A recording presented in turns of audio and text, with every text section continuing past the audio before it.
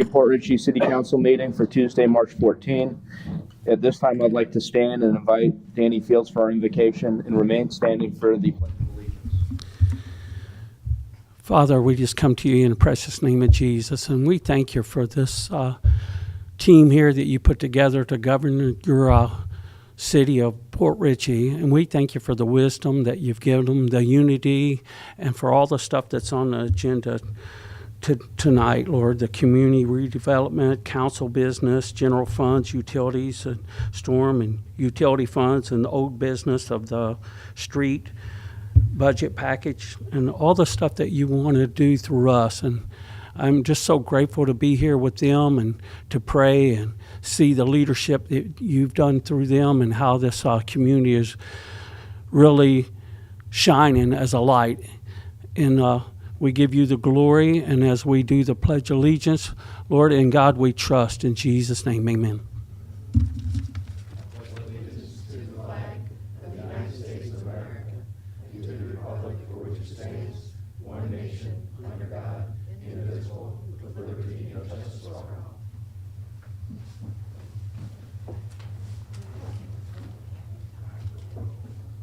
Before we go into roll call, I wanted to introduce Jeremy Simon.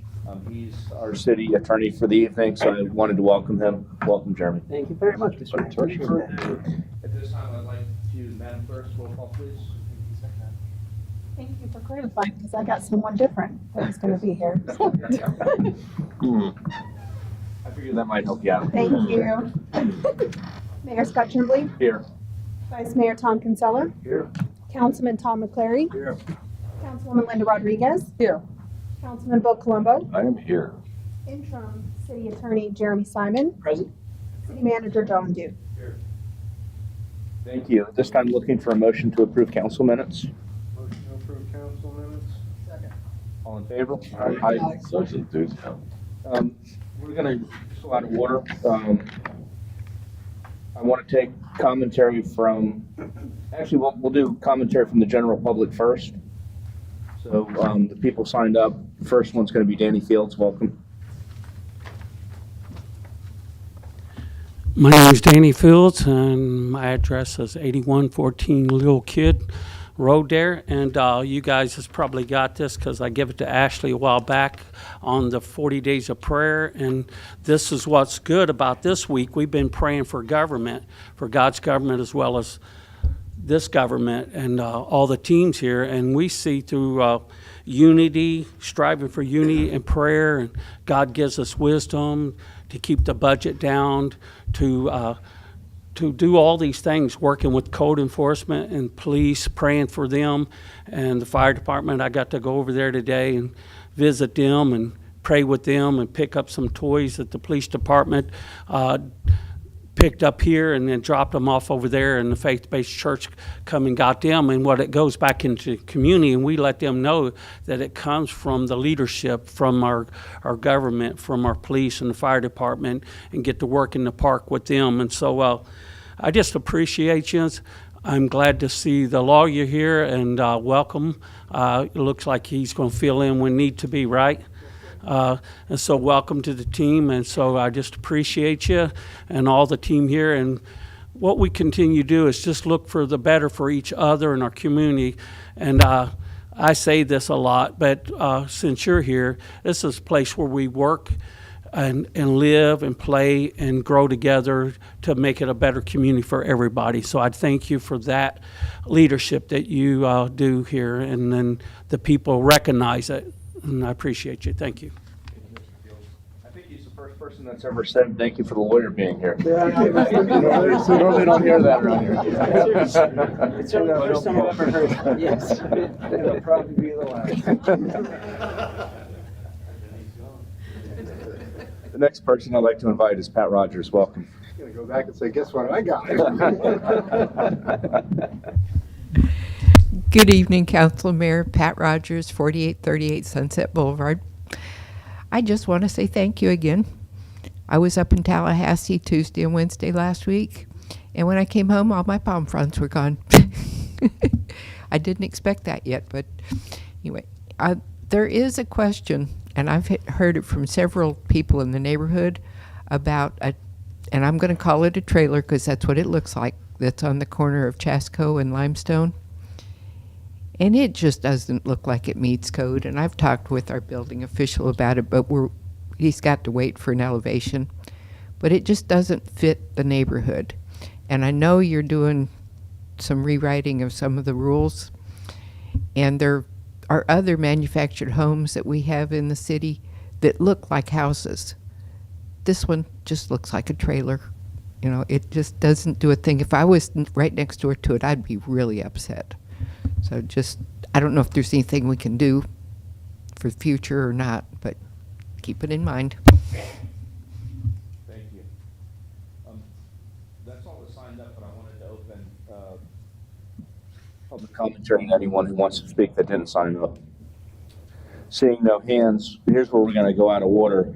I wanted to move on to commentary from boards and committees, and I wanted to invite Mr. Carl Roth to speak.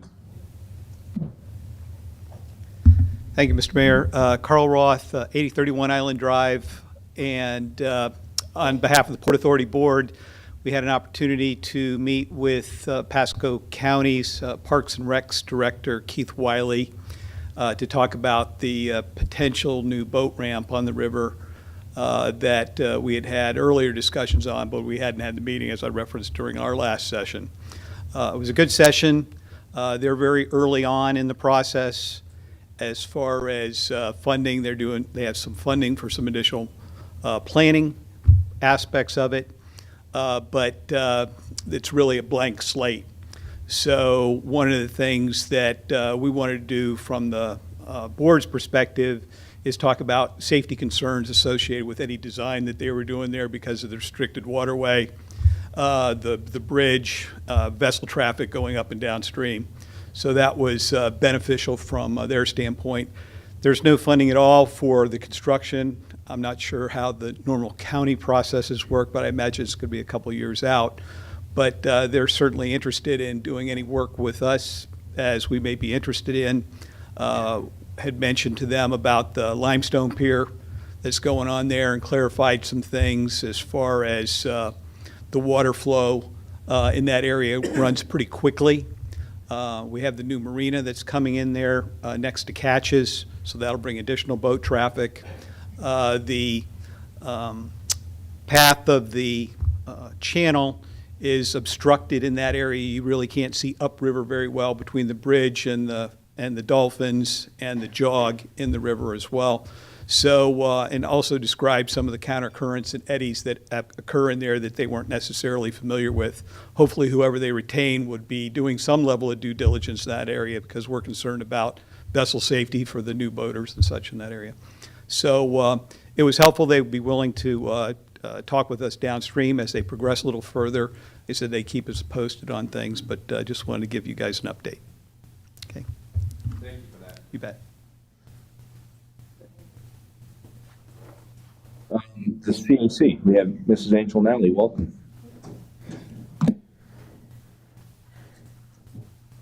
Hello, everybody. Angel Nally's Citizens Advisory Committee. I have an update. We are gathering information from the citizens by a survey online to see what they're interested in seeing the city have available for them to do at the park.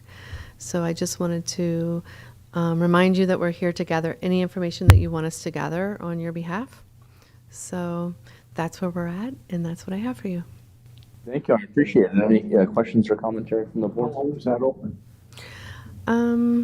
It's open until our next meeting, and we'll see what we have from at that point, and we'll take it from there.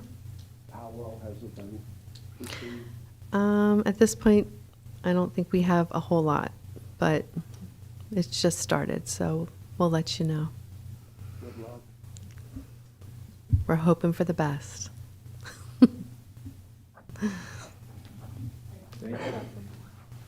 I think that's all the commentary from boards and committees. We're back on track now with commentary from our city manager. I'd like to invite Mr. Dude to speak. Thank you, Mr. Mayor. Had the opportunity to meet with Stan Tech to get an update on their progress in the water sewer rate study. We expect a draft from them late March, early April. Depending on the completion of that draft, I hope to have that on the agenda for your review in April, possibly the first council meeting. Got a progress update from Coastal Design regarding the limestone pier design work.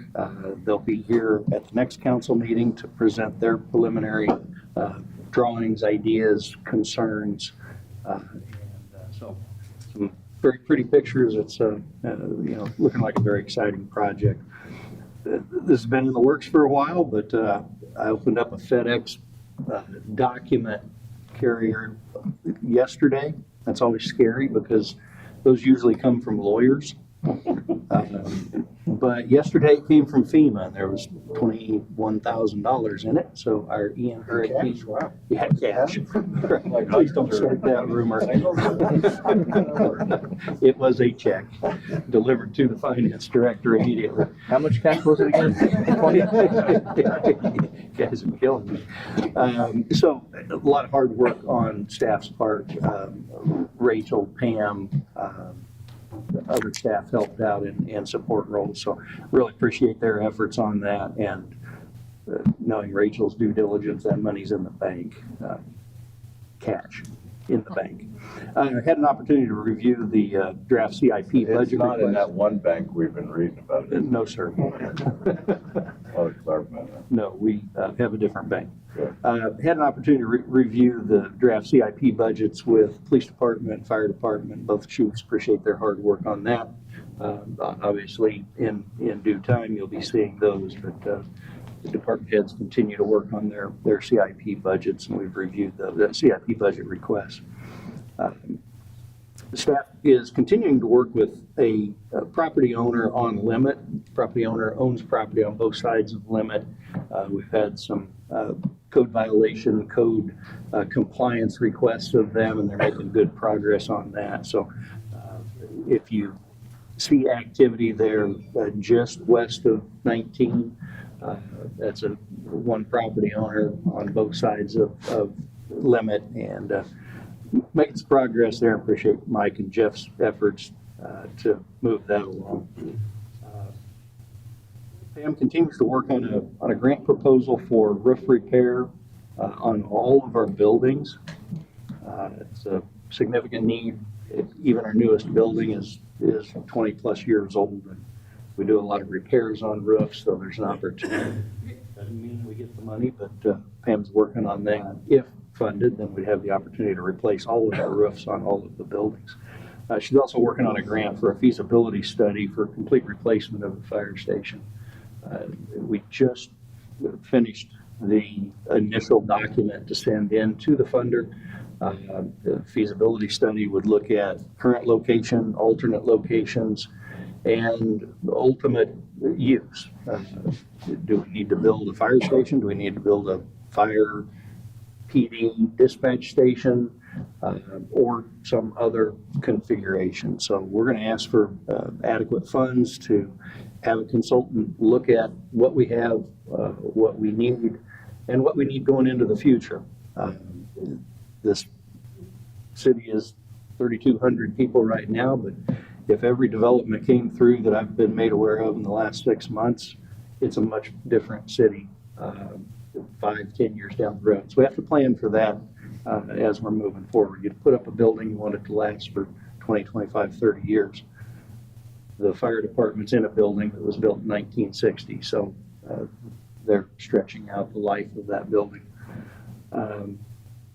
I had an opportunity to discuss with Congressman Gus Billerac's staff the fiscal year 2024 District 12 community budget request. And what that is, communities have an opportunity to put in requests to the congressman for him to carry that request to an appropriations committee, whichever one is appropriate. It was a really short turnaround, and I wanted to get with Congressman Billerac's staff quickly. What they're looking for is not what we have yet. I suggested to staff that we do a feasibility study on shoreline restoration for the entire shoreline of Fort Ritchie. I know the county's doing things in other places, but made sense to me, since they didn't choose to put Fort Ritchie on the list, that we take a look at our own needs. What the staffer told me was that the funding, there's no history of ever funding a feasibility study. She said what they typically look for are infrastructure projects that have a feasibility study done, they have the pre-engineering done. If there's drawings appropriate, those are done. Basically, they're looking for shovel-ready infrastructure projects. I thanked her for her time, told her we would probably be back next year with a feasibility study and pre-engineering and drawings, but we're not ready yet. So something to kind of be thinking about 6 months, 8 months from now. What studies do we have completed, and what would we want to ask the congressman to consider funding for us? Just so you're aware, we've had a good bit of turnover in our staff ranks over the last 4, 5, 6 months. And we're currently interviewing for several positions. We've had a couple of positions turnover in utility billing. We've got one of those filled. We had both of them filled. One person stayed with us for about 3 weeks and moved on to a better paying position. So making you aware of that, Rachel and I are working on, and with help from Sal and some others, putting together an RFP to go out to bid for a wage salary survey. Very similar to what we did with streets and other feasibility studies, but do a comparison, an analysis basically of what our pay structure is, what others pay for similar positions, and what a pay scale should look like. Right now, we don't have we have a very old pay scale and structure that we use. So working on that, but wanted to start to bring you up to speed, make you aware of that. The illicit discharges were identified by smoke testing. There were 20 total. I think 2 weeks ago I reported 16, so I don't know if we found 4 more or if it just grew or whatever, but we're now up to 20. Letters have been sent out. We have 6 of those have been repaired already, so looking forward to getting the last group of those 14 of them cleaned up. The Chapel and Regis lift stations, city staff has completed their work. The contractor is expected to be, as promised.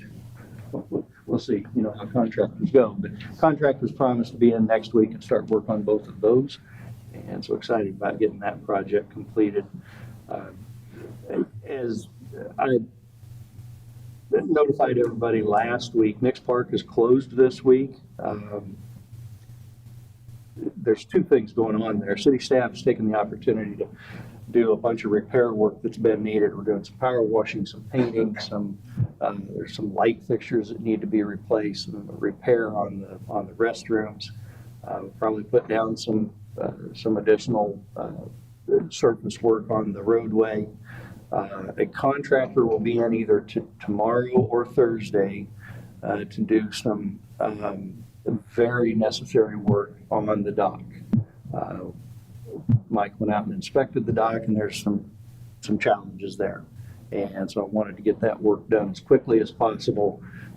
Mike and I had a kind of a conversation. Do we close the dock right now and leave it closed for 3 weeks? Do we leave it open for a couple more weeks? And so I decided to, roll the dice, leave it open, but we've got to get the work done. The contractor that got the low bid will be here on either Wednesday or Thursday. It's anticipated their work will be done in 1 day, but we'll see how that goes. Always could go longer, but hopefully by the end of Friday, close of business Friday, both city staff and the contractor are done. And our hope, our plan is to have the park back open by close of business Friday evening. Got staff going to a water loss mitigation seminar this week. The state of Florida regulates and watches closely what our water loss numbers are. They've been fairly high. When I got here, it's one of the things you as a council tasked me with paying attention to. That number is coming down. Staff has spent a lot of time and energy finding leaks, changing out meters, doing all of the infrastructure system things that are necessary to stop leaks. We've also spent a lot of time looking at billing and making sure that the water that we send out gets billed accurately and appropriately. If you don't bill for water, it shows up as a loss, even though it wasn't actually a loss. So staff is going to go to that water loss mitigation seminar and learn all they can about, what else do we need to do. But Richie and Sal and the ladies over in utility building have really focused on that. We'll continue to focus on that. But our numbers have come down from 30% to we're in the mid to low teens and driving to get that number at 10 or less. So we'll be updated on that. The dog park is open. I saw folks in and out of there today and really appreciate the parks folks taking time and energy to really spruce that up. It really looks nice. I'm going to assume that all the water we poured on it has the sod is well seeded, but it looks nice and it's back open for business. Finally, just another reminder, the citywide cleanup is April 10 to 21. Public Works Utilities will be manning those stations, taking care of that work. We'll have flyers and detailed information coming out either tomorrow or Thursday. We'll get that posted and get that out to the residents. So looking forward to that event. That's all I have, Mr. Mayor. I stand for your questions. Thank you. I'm going to open up to commentary from the council. And I'm going to open if nobody minds. First thing I wanted to touch on is, I think it's important to look at the pay scale. I know one of the bigger issues in the city is trying to keep dispatchers as their pay is significantly lower than I think the surrounding area. What I was going to suggest to you is I know the county just did a study and adjusted a bunch of their salaries with their folks. So if we're able to get the study that they have already done, it may save us a little bit of money, and I think that study will be well served for our city as well. I believe we already have that. Okay. I think we've reached out and asked. Their study was internal. They did not use an external contractor, but they did analyze all of their wages. And I'll check with staff, but I think we have that. Okay. Thank you. The next issue that I had was I have had some citizens that had some concerns about looks like a dumpster that was on a lot adjacent to Whiskey River, or Whiskey Joe's actually. No, Whiskey River. Yeah, that's on the south side. And that looks like it was a permanent structure, but it doesn't meet our current code. And certainly I think one of the questions that the citizens down there had is whether or not we were going to revisit that to see whether or not that could be remedied somehow. So I didn't know if that was a point of conversation that you guys wanted to take up. Because I think that, I don't know if you guys want to make that an agenda item just for discussion. I'll jump in here. I think that the situation and the potential ramifications run deeper than just that one event. Yeah, there's a bunch around the city. Yeah, I think that's an agenda item all by itself, to be honest with you. Okay. I would certainly look for, John to be spending some time on that issue. The issue basically essentially being structures that were permitted to go up that never should have been permitted to go up. They didn't go before the Board of Adjustment. They just popped up and now we're basically just kind of, well, whatever. I think it's worthy of an agenda item. Okay. Agree. Absolutely. Okay. And they may take some time because they're going to have to dig some records up probably on. Yeah, but it's just something I don't see us talking about on the fly right now. Correct. No, but I wanted to make it an item so we have some documents and some information. Yes. We'll talk about it to talk about it.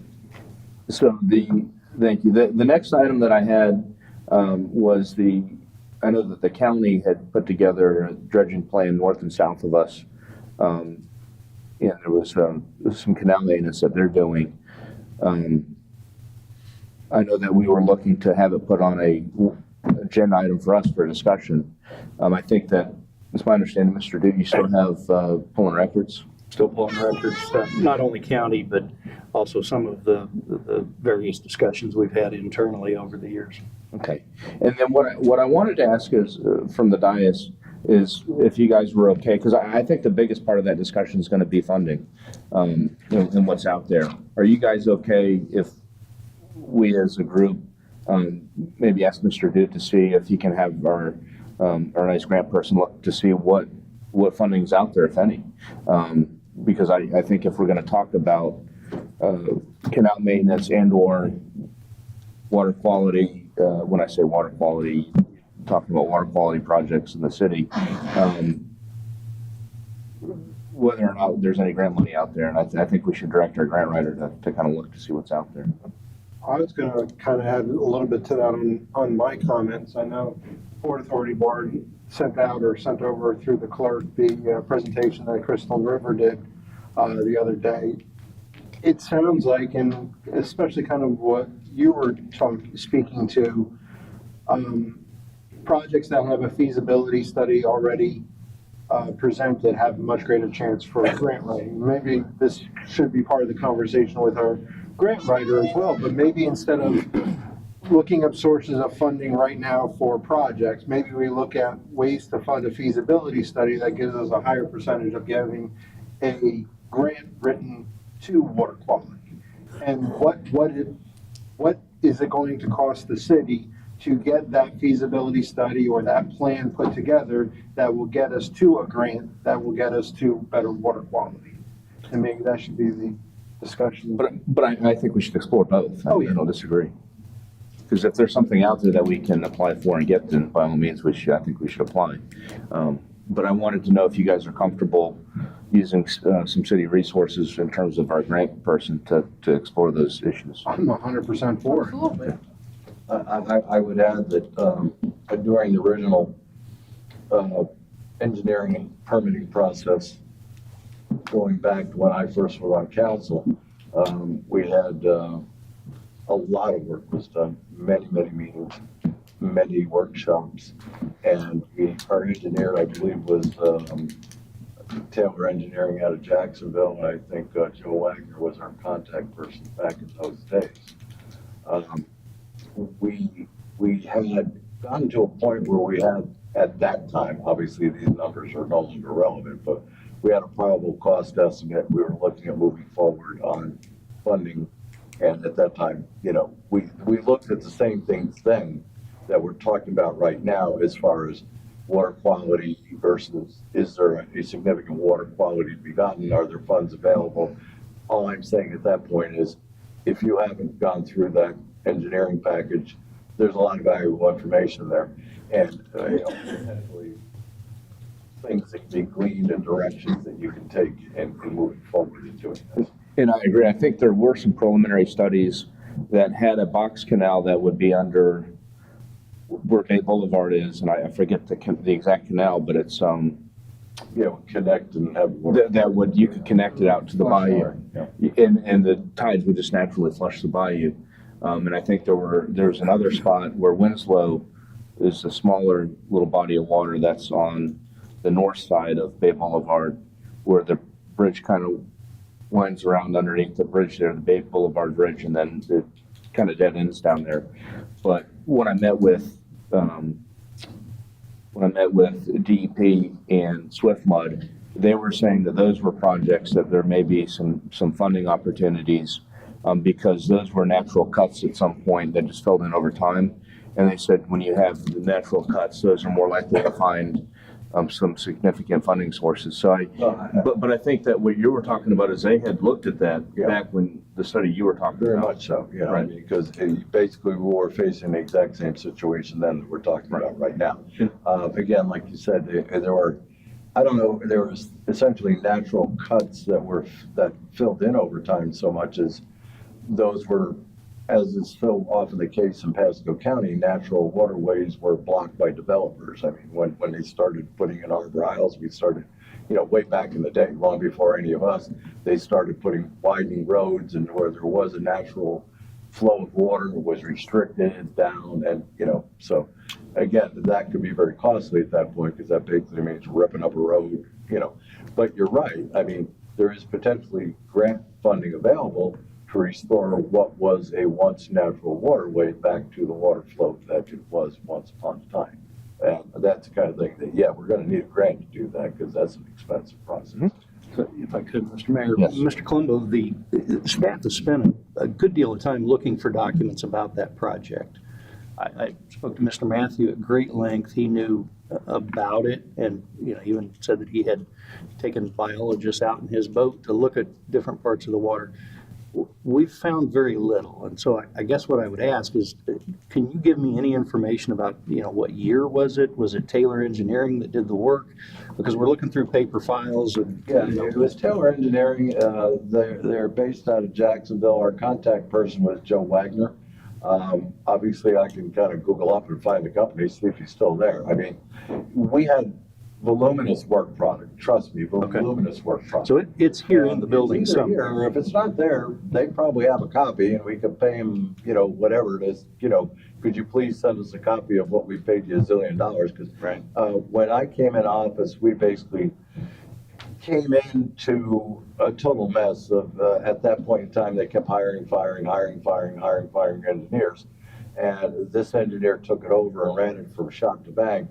And we spent hundreds of thousands of dollars with this engineering firm for all the work that they did. Okay. And it was good work product, and it's what finally got us the engineering and the permitting that, subsequently had to be renewed, because it was long enough ago that you had to renew and tweak the permitting. But, that was a lot of work that was done, and it was shovel ready at that point, except no money. Right. And we looked long and hard for money, including, assessing property owners who at that time were like 1,000% against it. Now, you have a different generation of property owners now, so the attitudes may have changed, but back then it was totally, the folks up there have been promised free dredging for so long that the concept of paying for it was something they just weren't going. Okay. But again, different folks, different times. So I'll see what I can find out and get for you. But anything that, as staff is going through, they ask me, what am I looking for? Well, dredging, I don't know what year, something on Bay Boulevard. So I don't have much to give them, and they're going through papers one at a time. So anything that, Taylor I can tell you off the cuff, it's somewhere between 2009 and 2015. But I mean, there's a lot of room in there. But then again, we spent years on it. I mean, that was a regular subject of council meetings year in, year out for quite a while. So We know the company, so that may be the first Yeah, step. that's helpful. It's just something that, if they see Taylor, they know, okay, pull that one out. So, okay, thank you. The next item that I had to do with, there are some box canals that run up and down Old Post Road where you have stormwater runoff that goes into the canals. And those canals are actually, if you look at the property appraiser website, still titled ownership by Pasco County. And what I wanted to do, if we're gonna go down this road, is get a legal opinion, if you guys are okay with that. Because, I've been told that that's not Pasco County, that they just never changed it over on the property appraiser website back when the PUD was done and the canals were blasted out and dug out. But I think that we need to know that before we go any further, who owns those canals and who's responsible for maintenance. So I didn't know if you guys are okay tasking our lawyer or law firm with that item. I think there's 4 canals that start from 13 up to maybe 16 or 17. If I'm not, no, 17. And that runs along Old Post, and the crossroads would be Quist, Blue Point, just off the top of my head. I think Miles is the other one there. And I just want a legal opinion on what happened with that property and why it's titled Pasco County on the property appraiser website. And I think that that's probably a legal question that we need to get ahead of if we're going to look at this, if you guys are okay tasking. Yeah, and as I recall, it's not like the title to those particular canals goes back to like 1910 or something like that. There was a point in time. And somehow I suspect it might have had, I mean, we all know basically if it's submerged lands, the state claims it. That's all there is to it. It doesn't matter what the title says. Right. But I would assume, given the nature of those canals and given the fact that virtually, 19, and the ones you're talking about, 19's one down by Gildock, are major outflows from the stormwater that at the time, Pasco County considers those canals part of their stormwater runoff, they're part of their stormwater system. So, again, that goes back to, they may say, nope, that's not our responsibility, but on the flip side, it's a tacit admission at that point that especially the buildup at the end of those canals where those culverts come out, and we all know how filled in the end of those canals are, is basically the results of years and years and years of stormwater runoff and sand and debris building up. Correct. So, but, I think from a legal perspective, we need to know about those canals, and I just wanted to task the attorneys, but that's spending a little bit of money, so before I ask that, I just wanted to make sure the dais is okay with that. Jeremy looks like he needs something to do. I'm sure he can't wait until tomorrow to look at that. Take it away over here. So, So one of his keys is missing. I hope that's not an important one there. No, it's the Q. That's right. He uses very little keywords. That's right. Mostly answers, less questions. So the last item that I had that I wanted to touch base on is Chasko's coming up. And what Chasko is generally a Newport Richey function. We're involved in a lot of ways. One of the ways that we're involved is the Chasko Parade actually starts in our city over at Hooters, the boat parade. And that's April 1st this year. It's just the committee I happen to sit on for the last 10 plus years, just in the Newport Richey Rotary Club. And the question came up, and this was for Mr. Dude, is whether or not, I guess historically they've closed the Nix Park boat ramp from around 11 till about 2, so we don't have people launching boats into the middle of the parade. And they wanted to make sure there were no issues with that, number one, and number two, whether or not we would have law enforcement presence and or fire department presence kind of in the river, because it's probably one of the heaviest days for boat traffic. Outside of the parade, there's a bunch of people that bring the boats up there and launch from the water. So I just wanted to kind of make you aware of that and see if We can get the ramp closed. FD for sure can have their boat in the water. PD, whether we have a boat that floats and functions or not, will determine whether PD can be in the water. We're working on the fix for that. But, understood. So I just wanted, that was the last issue I wanted to raise, and that's April 1st is the boat parade, and I think it kicks on about noon and 1 sometime in that, depending on tides and weather. And that's all that I had. I wanted to start with our Vice Mayor, Mr. Tom Kinsella. Agree with everything that you brought forward, Mr. Mayor, and thank you on that. One of the things I feel quite important is that wage study. We need to be competitive and listening to the turnover that we're having. It's really is disheartening, and we do have some quality employees here. I'd like to hopefully that we can retain them. So really appreciate that wage salary. I'm glad to see us moving forward on that next part, and I'm hoping that it's the repairs on that dock isn't too much, but hopefully you'll be ready for the boating season. The last thing I want to say, I want to thank the city for the support and the Croft work here. Also the police department, the fire department, thank you all for being out there. Very successful walking that area down there on that Sunday, and to see all that blue shirts patronizing all those local restaurants. It was amazing.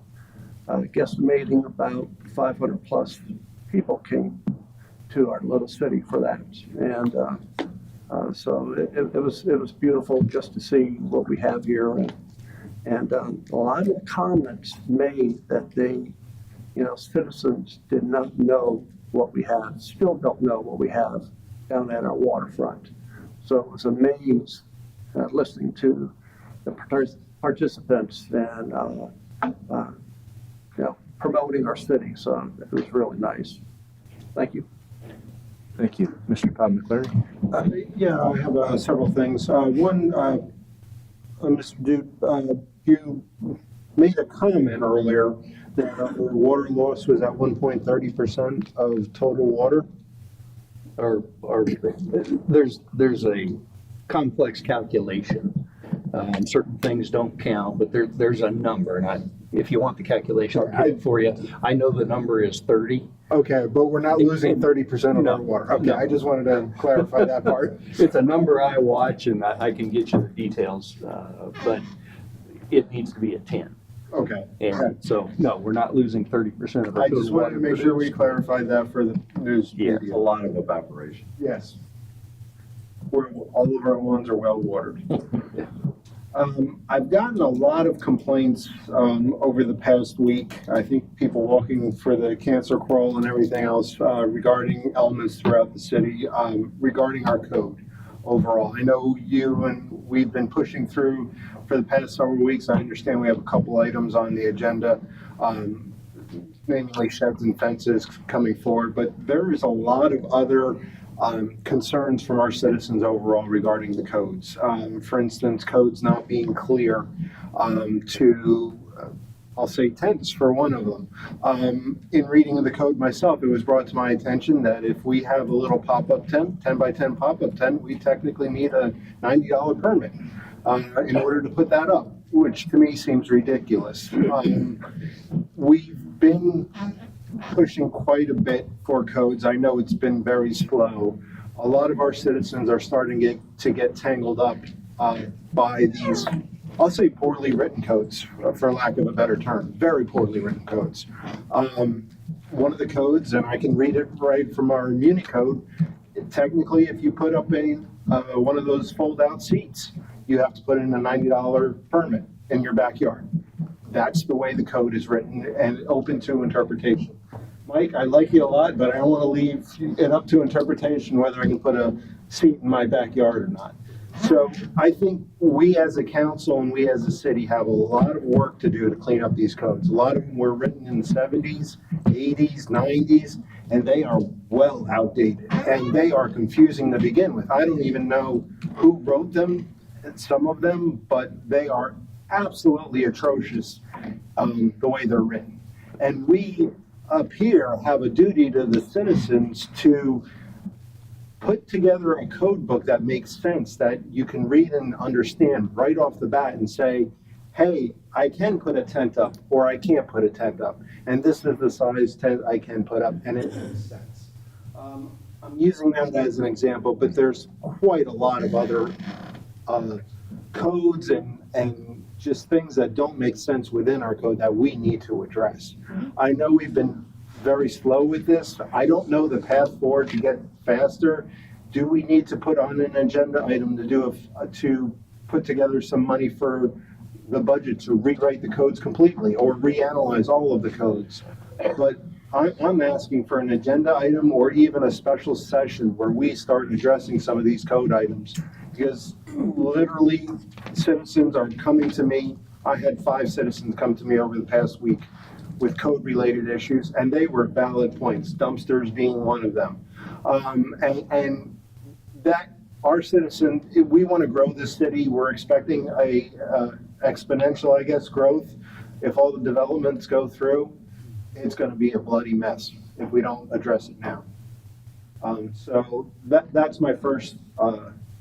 Can I touch Sure. on that? The tent thing's kind of interesting because I read it, and it talked about a construction tent in 7 days, and to me that makes sense. If you're gonna have a tent up for an extended period of time, you'd get a permit and for a certain purpose.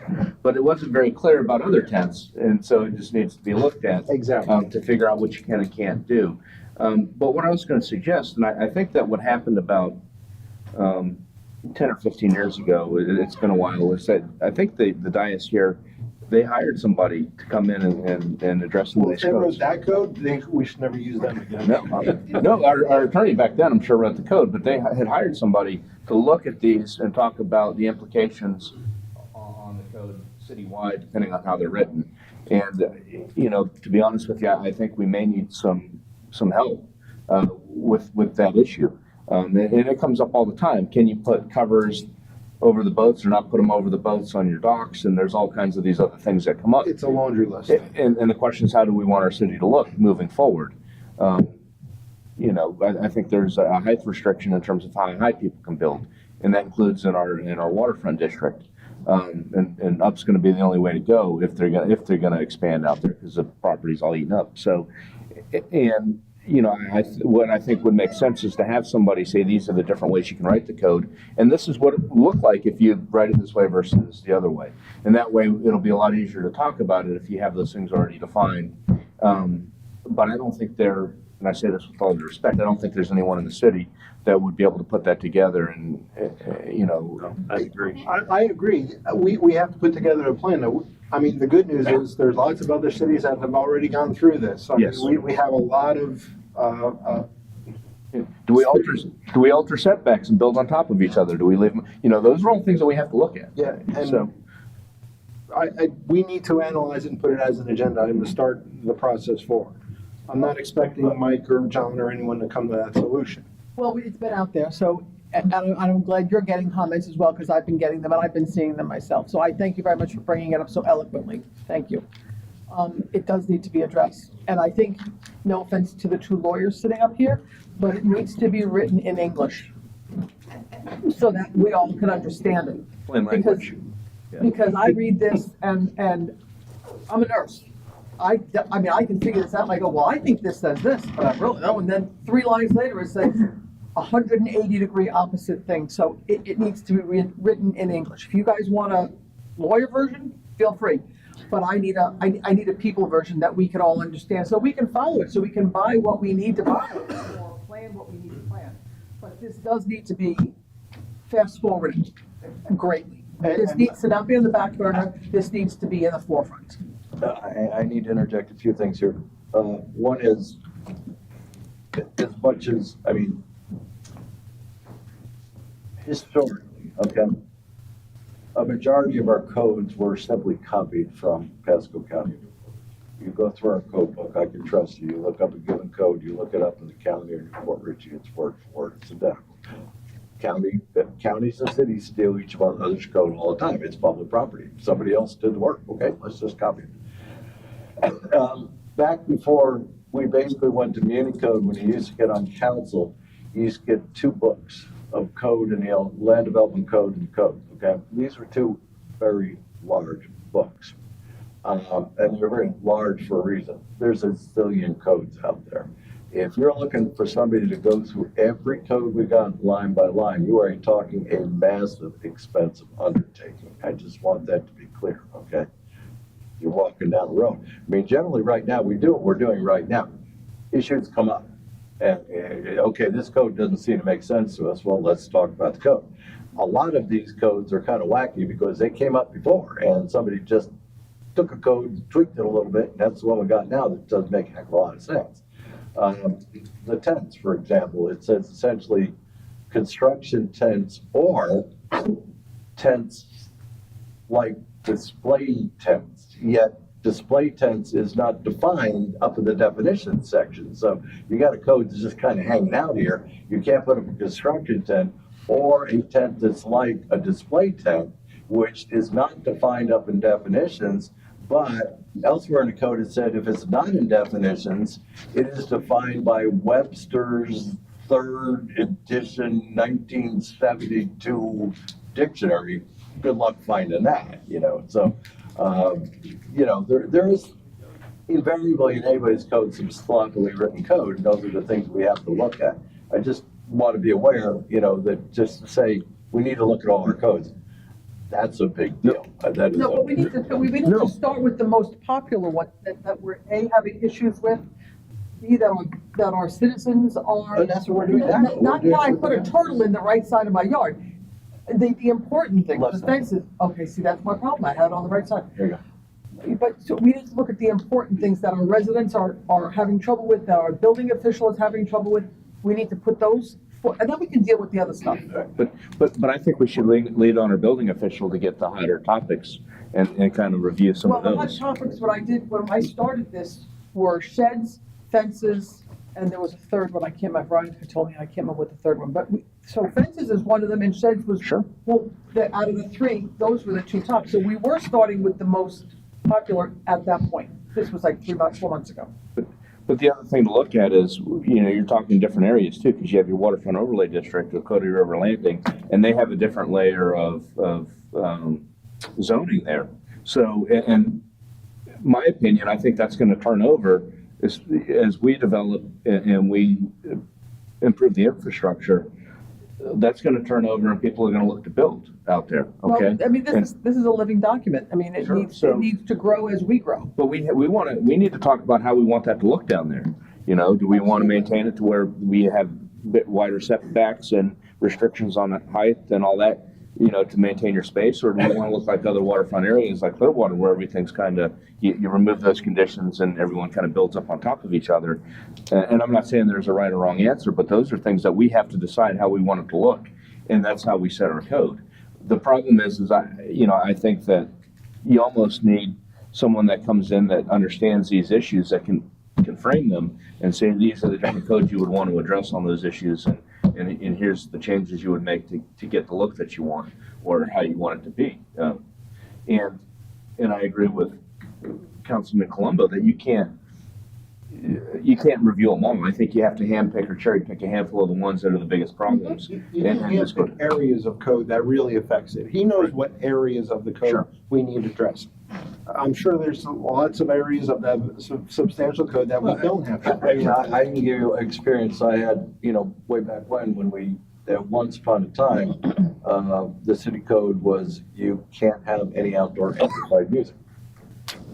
Amplified music. So then, okay, let's look at the code. City council spent a lot of time looking at that code, came up with a new code, which the current code, which is X number of decibels between this hour and that hour. X number of, in residential and in commercial, different. And I would defy at this point, okay, we spent a ton of time defining and spelling out their code. I'll go to you, chief, and say, pull me an example of the last time we've written a noise violation around here and there wasn't a barking dog. I mean, you spend a lot of time doing a code and then nobody likes the code, nobody enforces the code, and so nothing happens. So you got that too. I mean, not just clarifying the codes, but if they're unpopular codes and they're ignored and they're allowed to be ignored, well then, what goes to the effort? And it does need to be tightened up so that there's not as much, what's the term? Discretion. Yeah. Perception. You and I both look at the same thing, we see two different things. I mean, that's, we need to tighten it up so that it's a little bit clearer. And A lot again, clearer. I can go to that code and I can tell you, it says it needs to be X number, below X number of decibels using the A-weighted system on a decibel meter measured at the nearest property line. And ever since then, there's been an argument, what constitutes the nearest property line? It's the nearest property line to the source of the music. And then the police department gets into, well, exactly where is that? What is that spot exactly? So, no matter how you try to boil it down and make it accurate, then all of a sudden somebody's going, well, yeah, but it's not clear. So then it just doesn't get enforced. So We gotta go beyond just saying it's not gonna be enforced, and we gotta do something about it. So I'm asking for, let's put it on the agenda items where we're starting to address this and put it together a budget for feasibility, or a consultant to start analyzing this code. or at least that's the portions that we. Portions of We're it. getting to the point where we're buying nothing but studies. Well, But I'd start making List of feasibility motions scopes. on We need it a now. list We of can always do a special session and start I'm just saying. addressing the codes right away. I mean, to say we Well, can, we have the fence in here today, so. yeah, so. I mean, that's like right now, I mean, on the list is, talk about, pay scale, analyzing pay scale. Well, as far as I'm concerned, that's essentially should be, hopefully it's a very simple study because we have X number of jobs and you have X number of places. It's essentially a comparison, okay? We've got somebody who does this and, here's what they get paid in various other cities. And I guarantee you, our city is always gonna come in on the low end. We can't afford to pay what Hillsborough County pays, what Pinellas County pays, where it's never gonna happen. Never gonna happen with policemen, it's not gonna happen with firemen. That's why traditionally, our departments have essentially been stepping stones. We get somebody, they're here for a few years, they move along. I'm telling you right now, we can't afford to pay what some of the top agencies pay. So we'll get a study telling us what it ought to be, but we're not gonna be able to budget. But it also costs you to orient these people and get these people up to I snuff. understand. So by the time that cost goes into it, and then you're always working with either right out of school and you're not getting seasoned people that can help and protect us. So, I mean, you need to figure out what you want. You either want new people right out of school and you want to pay them less, or do you want to pay the going rate, not the highest rate, but better than the lowest rate? But Lynn, just as an example, like right now we have dispatchers that are paid less than the surrounding area. Our dispatchers are leaving to go to the other surrounding areas that pay more. So now we're paying overtime to dispatchers, which we wouldn't have to if we just raised that. And we have, I think, police officers we pull off the street that have to dispatch if there's no dispatchers, correct? So it's costing more in the long run, Right. not looking at these in some cases, not all cases, but that's just an example that I'm aware of. And I think that, there's no reason not to have enough people to cover it to where we're not paying overtime and all these other things. And if salary is the issue, and it's my understanding that's probably the only issue with that particular position, for example, then we have to at least look at that. I agree. I mean, So, let's And not be the we're not lowest saying on we the have to totem pay the pole. highest or we have to pay equal to the county, but if you're right under where the county is, so it's not so lucrative to just jump ship. Everyone who leaves a job has an analysis. It's worth an extra $5,000 or whatever that number is, $2,000, $1,000, $10,000 to leave a job. If you don't hit that, they stay where they are. It just is what it is. So we've just got to hit that magic number where they are happy where they are because they're working with John, and that is just the benefit in and of itself. in the perks of working in a small city, there's some And the perks. perks of working in a small Sure. city, and it's not as dangerous, and you're not getting shot at every other day, and I'm making close to where I am. Let's We go to gotta the find middle what that of the magic totem number pole. is, and we can't do that without the analysis. Absolutely. So, I understand. I am merely saying, I think a number of the jobs we're looking at right now, I think Chief Robertson and Chief Paul McAllister can tell you right off the top of their head exactly what the starting salary is at every, bureau all the way around here.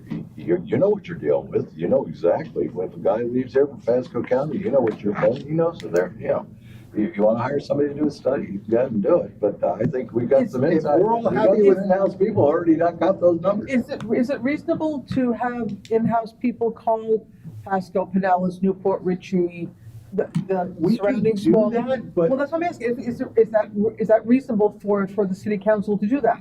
I'm At the end of the day, he's gonna come to us next budget season and say, I want an extra 100,000, 150,000 for salaries. And we have to, whatever the number is. And we have to be able to substantiate that to the Right. people. So if we're comfortable saying, because he said, then he doesn't need a study. Well, But- I'm comfortable with what they say because I just don't want to pay for a study. If the county did one, they probably have a bunch of stuff in there, and I want to look at it. He's trying to substantiate it, coming to us with a lot more money and us not saying no. right. Similar to what we did with a stormwater Well, study. if I don't trust them to give me the proper information, then they shouldn't be working here. It's not a matter of trust. It's just a matter of, I know people who do rate studies, salary studies. I've dealt with it in my professional career because we had an awful lot of people doing an awful lot of different jobs.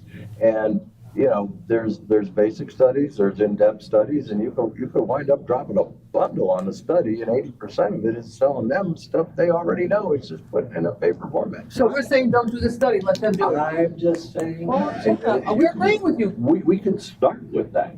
We could basically start. I'm just saying what this council has done here while I was sitting here. At one point, we had Rachel over there say, for a stormwater rates increase, we need $8.50.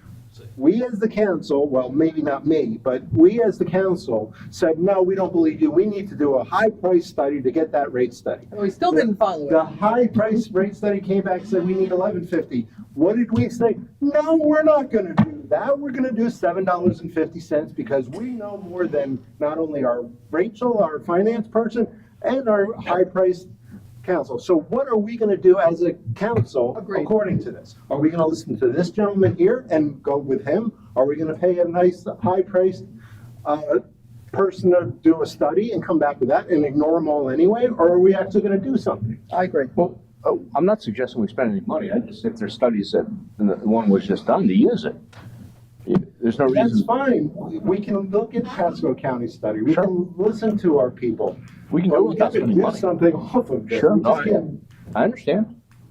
I agree. I think we need to ask, get the Pasco County study. You said you had it, or you have access to it, or you can get access to it? We or have it. One or the other? And Let's get all the departments, utility department, you're losing a lot of people, you said.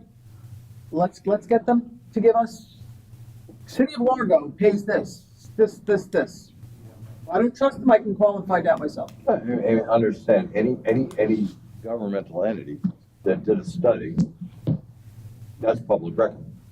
We know we got it, we can just ask for it. It's I public record. agree. I'm not against using other people's data, but we gotta do something. I agree, I've been saying all Let's do along, it. I mean, we've got, people really have a really mistaken view of just how much, leaving out the professional positions, like the folks that work for utilities and public works and such make.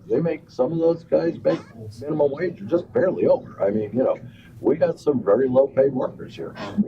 That I agree with 100%. So let's get, we have agenda items, so let's try and move on if we can. Oh, I'm still, I got a whole list here. No, that's fine. Go ahead. Next item, I did get another complaint. We have a seawall falling in. I won't use the property, but the seawall is falling into one of our canals. My understanding is that it was closed by the building department, although nothing was done. I got a complaint on that as well. And I'll ask, without using the I guess, descriptive, because I don't want to get involved, I don't know with Mr. Attorney, I don't want to use specific addresses, correct? Probably best practice not to. Okay, so without going into that, there was a code complaint. The code complaint was closed. The neighbors still are looking at the seawall falling in, so I'd like an explanation as to why did we close a code complaint without any action whatsoever from the city regarding seawalls falling into canals? The particular one that you're speaking of, Without using addresses. without using addresses, was a case put on it, and after further discussion, and we don't have a ordinance that deals with seawalls, nowhere. So I tried to bring different things to the table, but after several discussions with our legal counsel, we don't have anything that would stand water in a court of law if it went to court. So one of the things we do need you folks to do is something on seawalls, if we're gonna regulate them. Now, I do for new construction, they pull permits, we inspect them and everything, but we don't have anything to regulate them. So I have no way of regulating it. So that's why it's closed. So we have another code enforcement or code agenda item as well that we need to address, because I know even our port authority, and Carl ran out on me because I wanted to point at him again, but he already left. One of his suggestions was also something to align the dock code, correct? If our dock code doesn't align with state docks or state code for docks as well, is that a separate agenda item that we want to start addressing for new codes to be brought to the table to start aligning some of our waterfront codes overall to one so we can enforce them? Because I don't think anyone wants docks falling in, or docks and or seawalls falling into the canal. How do we start addressing that? So we just put that as. But you have properties that have no seawall at all, if I recall, around the city. So you don't have to. So, right. You people have rocks down there. They don't put a Correct. seawall. So, I think it's hard to regulate. Well, the regulation would be safety. I mean, it's something unsafe, To me, if it's falling in, that kind of Well, falls under no, I mean, I've unsafe. seen seawalls that literally, collapse back because, they got underwashed and the tiebacks were no good and the seawall fell back in towards property.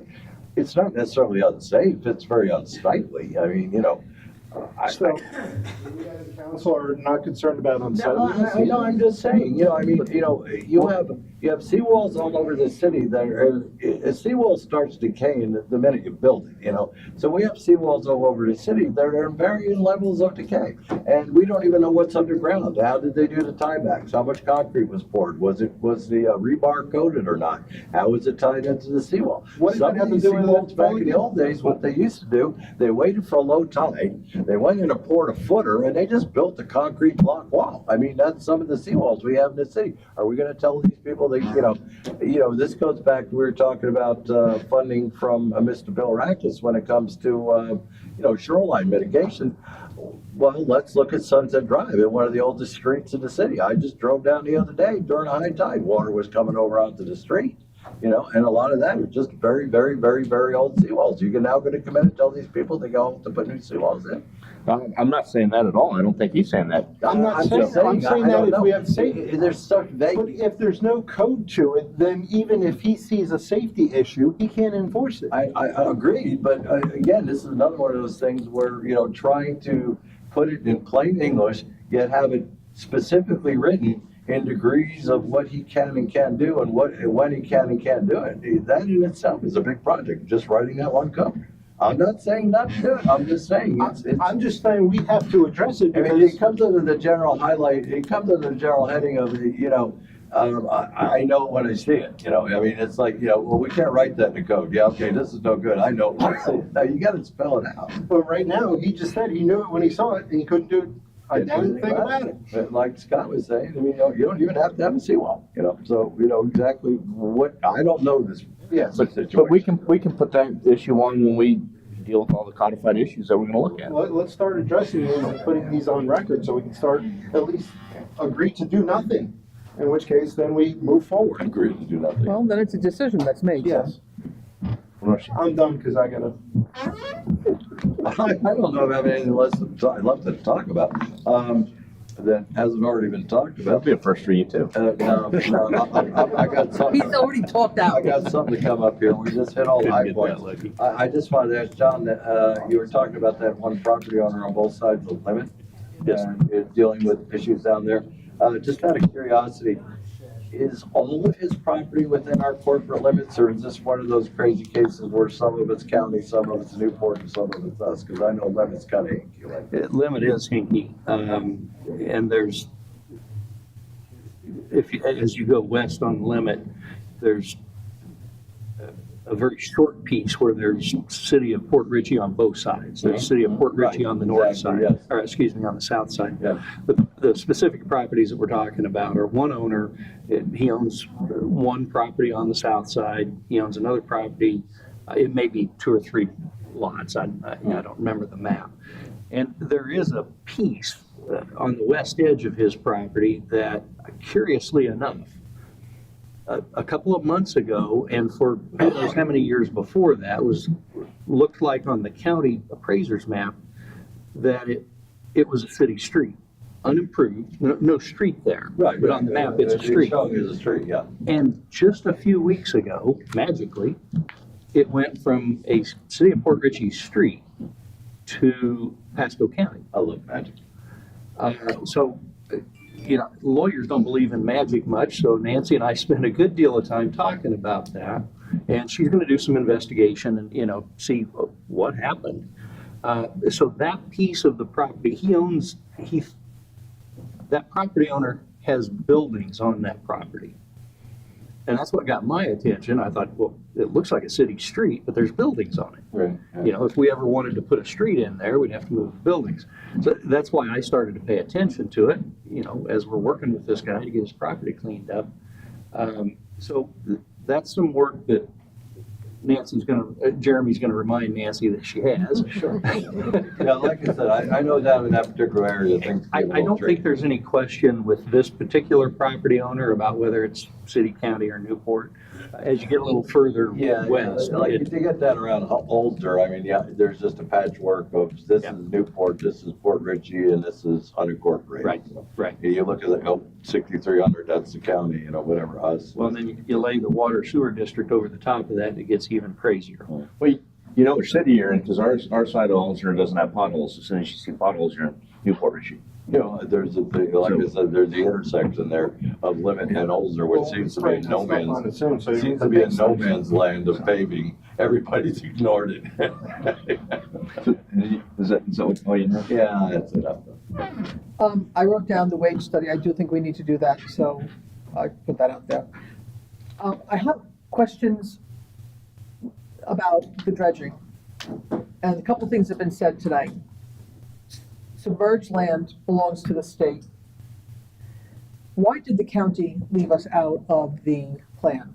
Has anybody asked, do we know, or is it just because they don't like us? Well, no, it's a special tax district, so one of the problems with their plan is that you may live on a canal down in Gulf Harbors, and you may have 10 feet of water behind your house.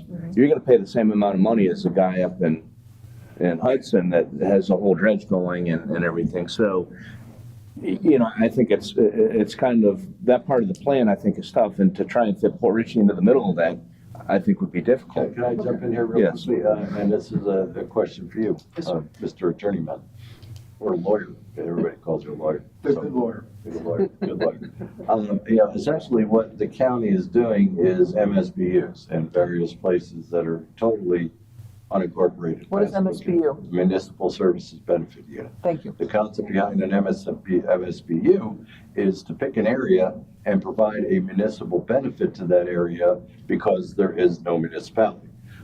My understanding is our dredging project is entirely within the Port Richey municipal boundary. So the county can't come in and put an MSBU that's entirely contained within a municipality.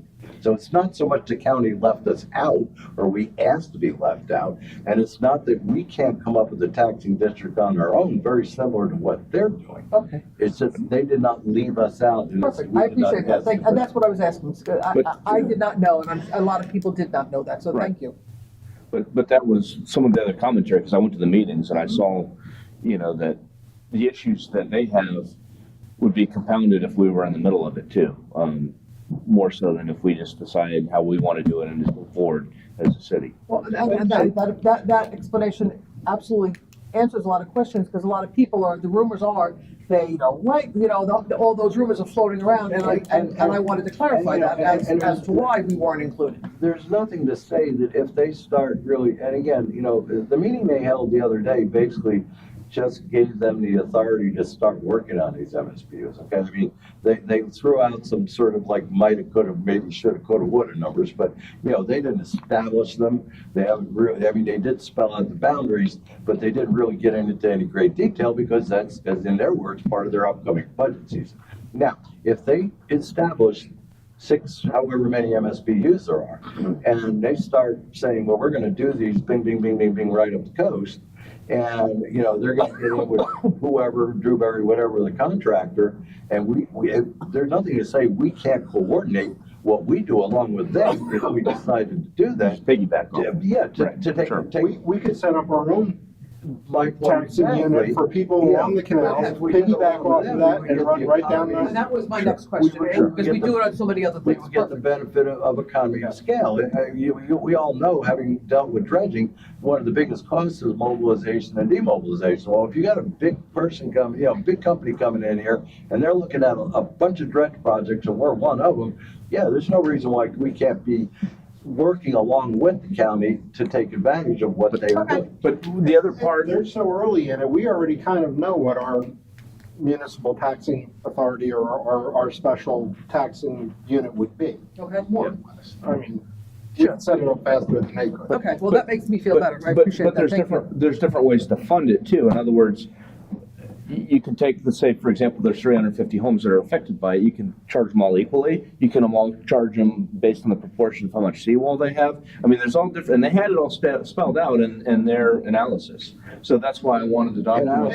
And we can also do offsetting grants that then lowers that So, tax Sure. unit as well. So we have even a little more flexibility than the county does Sure. as far as implementing that. Okay. And I So, appreciate that It's explanation, actually I'm sure many people do, that we thank don't you. get locked into the county, although we could piggyback off of them. yeah, but we can control how we want to do it and how we want to And set how up. we fund it, and Right. where it gets Mhm. funded from. We have more flexibility to come up with the money Right, than the county does, but we can get the county's benefits. okay. Right. Appreciate that, thank you very much, I truly appreciate that, thank you. That's all I had. Okay. With that, let's get moving on to, it looks like the consent agenda is next.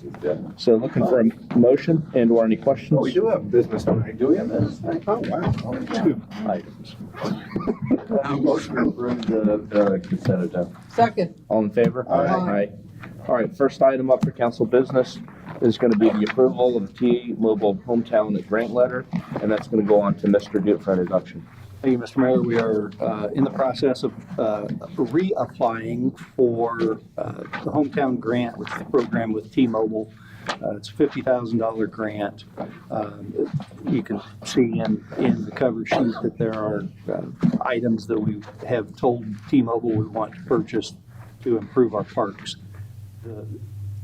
This is different from the confirmation letters that have been sent in the past.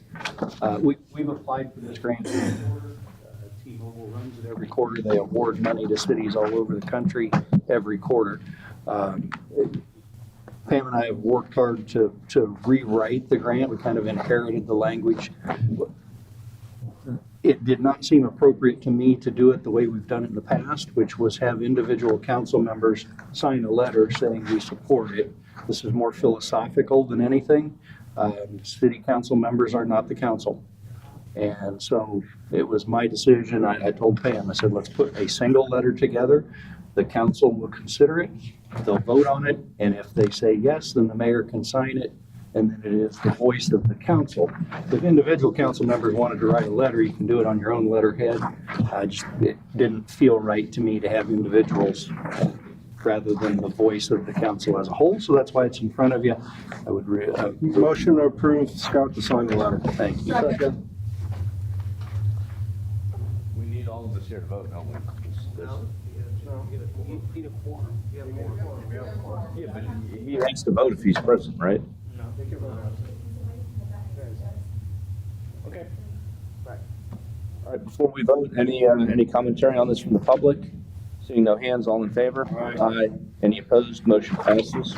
We'll move on to the next item, which is going to be the discussion of the fence, which is a discussion item only, I believe.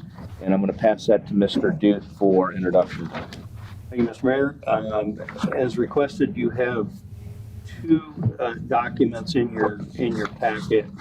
One is dealing with waterfront fencing. You have the Newport Code, the Pasco County Code, and the Port Richey Code with a suggested change suggested by staff. Following that, you have right place, proposed amendment to the ordinance by the building official on accessory uses and structures. Again, the entire city code is in there, and I don't think we had Port Richey and Newport and Pasco County. With a suggested change, I would draw your attention to I believe the way this should have been stricken. The sentence following the suggested change, no more than 2 per lot in R1 and R2 zoning, I think that should have been stricken. Our mistake on the editing side, but you have 2 proposed suggestions from staff. Obviously, if you come to a conclusion that you want a different ordinance, we'll direct Jeremy and his crew to write that ordinance as you want it. But for your discussion and consideration, and then hopefully direct staff if you want a different code. Open it for discussion. Who wants to go first? I'll go first. I like the change, except the, Which change? I'm talking about the accessory structure, sorry. Okay, go. The issue I have is we go to the 200 square feet, which makes sense. It enlarges the structure up to 200 square feet, but then we put in a restriction that no more than 1 per lot. So we are essentially penalizing the people who've done the code as existing. So for instance, if I have one 10 by 10 structure now, my neighbor who has no structures can put up a 10 by 20 structure. I'm still stuck with my 10 by 10 because you're only now allowed 1 per lot. So I think it should be no more than 2 per lot, or for a grand total of 200 square feet of structure. So you're not allowed more than 200 square feet of structure on your lot. It can be 1 or it can be 2, but it can't go over 200. Or you can do a 50 square foot and a 150 square foot. Yeah, but whatever that. Right. Total I have a total total of 200 square 2, foot. total of 200 square feet. Or 4 5x5s. No, you're only allowed two. So you can have one 1x1 and one, whatever else that math works out to. 198. There you go. So I'm not a math guy, I'm an attorney, we don't know math at all. That's true. So, I just can tell. I just do taxes, I enter numbers, I don't have. so it's an interesting change because before you could just put two 10x10 structures next to each other. And now allowing just, Or now you can do a 10x20, still be compliant because you maxed out your gross square footage. It makes more sense from a person's standpoint. And this would be, we put this in, like, I have an 8x12, which is 100 square foot. Yeah. But if you only say one structure, I cannot Yes. put a 10x10 on to give me a total of 200, because it's a, so I agree with your. Yeah, so now you could add Right. another structure of whatever to get your, Right, I agree with that. I don't, I agree with Todd. no, I agree with that change as well. It originally wasn't supposed to be an action item, it looks like it was just a So you discussion. just tell them to write it up and then the next action. Yeah, at this point, I would suggest we direct legal to draw up an ordinance to that effect. Direct the good lawyer to write it up. And we'll bring an ordinance back in 2 weeks. Okay. The only thing I'll bring up, I think this, obviously the 10x20 is, why can you have two 10x10s? You can't have a 10. That I can see. The other potential issue I see for some folks, and that's the kind of thing that won't float up until it happens, is you essentially get somebody putting up a 20-foot long shed, which is essentially running the length of their backyard and boxing in somebody else, the neighboring person. Or blocking their view. Blocking their view. You can right. put a They fence can up. do 2x10s right No, next to I you. understand, and I'm just saying, somehow I get the feeling there's something we're missing on this one, and I don't know what it is. You know what I'm saying? I'm just not quite that sure, but, yeah, I mean, the whole concept of saying no to a 10x20, but you can have two 10x10s and put them next to each other is obviously kind of silly on its face. This is one of those things where, again, probably the old rule was you could only have a 10x10, and people were like, that's not enough, and then they said, well, you can put another 10x10. To touch on that, I think you have other zoning restrictions. For example, the height can't be higher than your roof. So we have all the other zoning restrictions that I think deal with a lot of the issues that'll come up. And so those restrictions will still apply.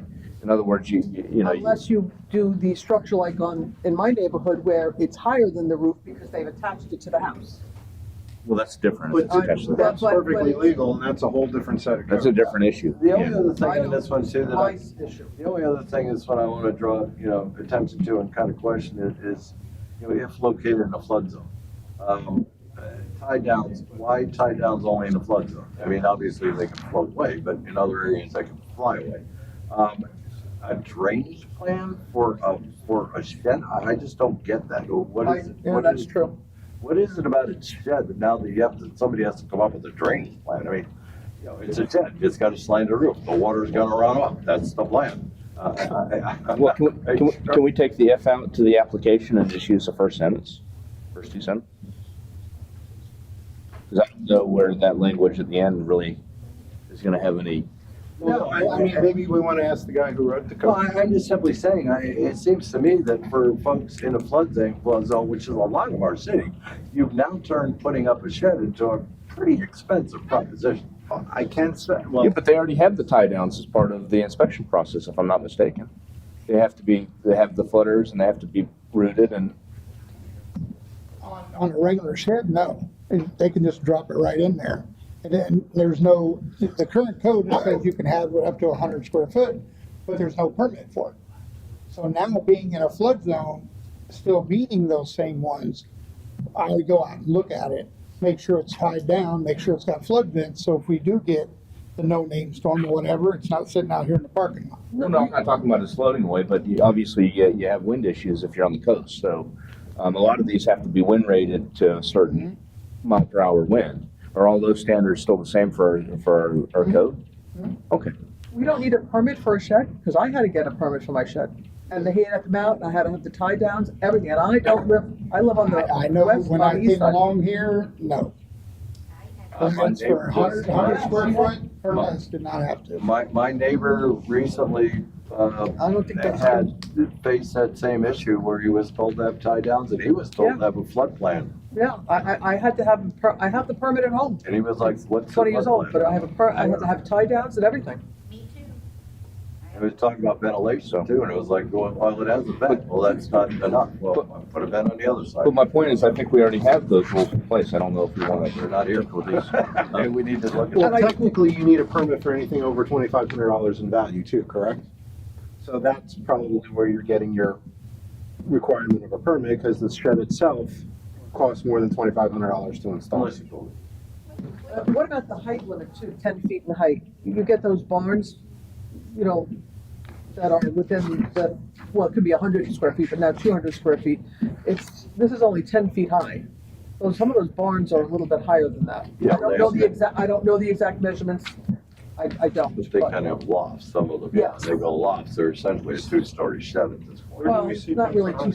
Well, That's you're a fair getting it at vote. 10 On to number, 20. A number 2, it says, not to exceed 10 feet in height, right above the red area, Todd. Oh, okay. I think that's just, I think that's a little low. I understand what you're saying, people can't see, and I know, but Well, just again, put it out there.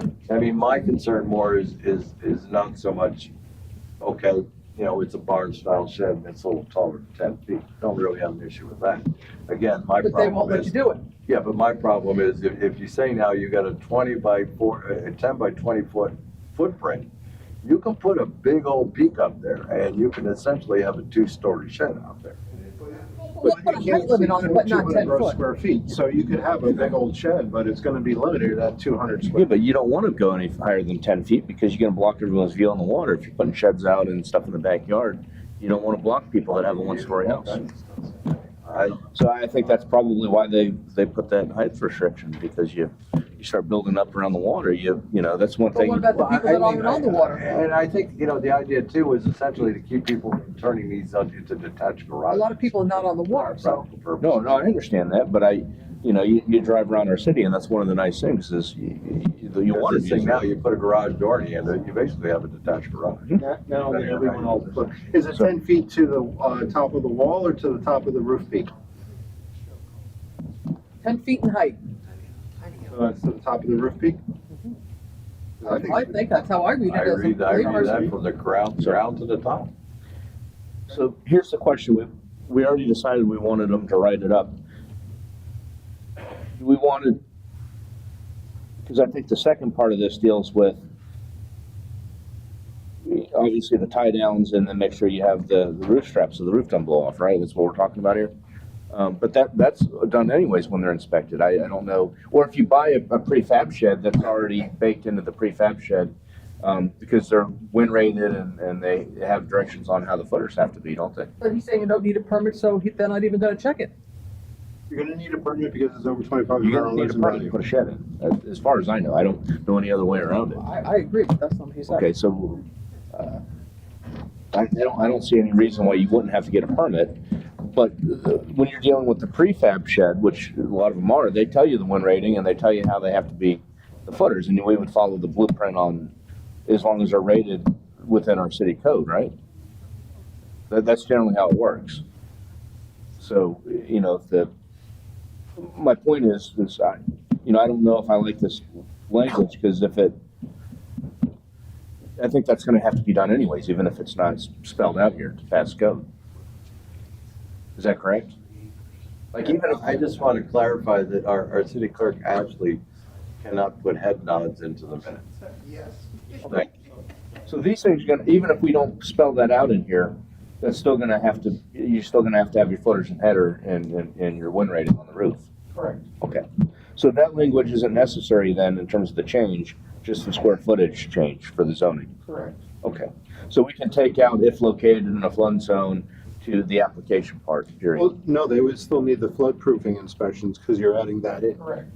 You're not, see, there's tie downs for wind and then there's tie downs for flood Correct. mitigation. Right. He's trying to address the flood mitigation, which isn't present in our code. It's only the wind mitigation. Correct? Correct. So now he's trying to add in the code for the flood mitigation. That's why he's putting in the flood proofing inspections and the tie downs in the flood zone so they don't fly off. Yeah, but that would have to be done anywhere in the city anyways. Not now, because right now, according to WIN, you don't have to put in flood vents or any flood mitigation outside of a flood zone. There's no reason for it. So the same modifications you would make to, and correct me if I'm wrong in stating this, but the same modifications you would make to a shed within a flood zone to mitigate for flood will not be the same modifications you would make to a shed outside of a flood zone for wind. Arguably. That's what he's trying to correct right now. And the code addresses wind changes differently than flood changes as they make their current modifications. So we've got to separate the two so he can address both aspects of it, in and outside of flood zones. See, I was probably figuring in my house, flood waters finally came up, I was just gonna jump in my neighbor's shed, but I got it down. You'd be safe. That was it, Only if the water was under 10 feet. Yeah, if it's 18 No, feet. no, I don't want them tied down. I want it to float. I want to put my, never mind. So you want the change as written then? Yes, well, minus the 200 square, the discussion we had earlier. Okay. Can we do this in metric? So are you okay with it as written at this point? With what's been discussed, yeah, I'm pretty good, pretty on board with what I would like to raise the height limit to 15 feet. If you're making the size of the shed bigger, that's a low. Here's the argument to that, and I actually agree with it, because if you have a shed with an 8-foot high wall, in order to get to the top of a gable, you're gonna need a 10-foot shed.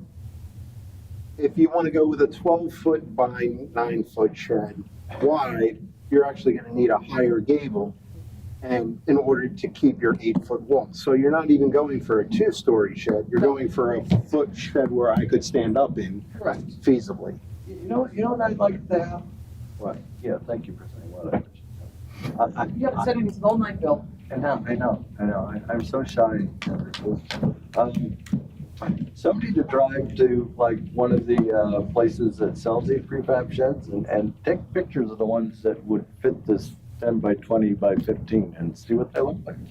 I don't know what we're talking about. Yeah, you're right, Scott. I agree. I think the majority of people nowadays are going out and buying prefab sheds. It's not. I don't think most of the people you would know better than I. Don't nod. Are back in the day, you used to go and get a box of panels and screw them together with nuts and bolts and stuff. Every shed I've seen going up in recent history of people buying these prefab things. So, I mean, they're out there. I mean, what's available? What's out there? So if we have one that's 10 by 20 and it's 15 feet tall, I'd like to see what the damn thing looks like. But there's other zoning You can see a issues. 10 by 20 with a Grant Gambrel roof, and you'll hit 15 foot easily to the peak. Because I think it's in our code too, that you can't have anything higher zoning wise than what the roof is on the house in terms of your accessory structures. So if you have a 15-foot high shed, but your roof is only, let's say, 12. Well, my roof happens to be 35 feet in the air, so. Yeah, it depends on who you are, but the bottom line is I don't think your accessory structure should be higher than what your house is, your building is. Those types of things make sense. So mine's probably around, yeah, it ain't much. So my point is if you're gonna raise the height of the shed or the accessory structure, whatever, however you want to term it, I think that it has to be in the alternative, 15 feet in height or limited by how high That's fine, I'm your fine roof with that, is. yeah. Because you don't want a shed that's 15 foot high and a roof that's 13. It doesn't. So it would be the lesser of 15 foot or the height of your primary structure. I'm fine with that. I'm good with that. Much better. Fine with me. They're looking up sheds. I'm showing him a picture.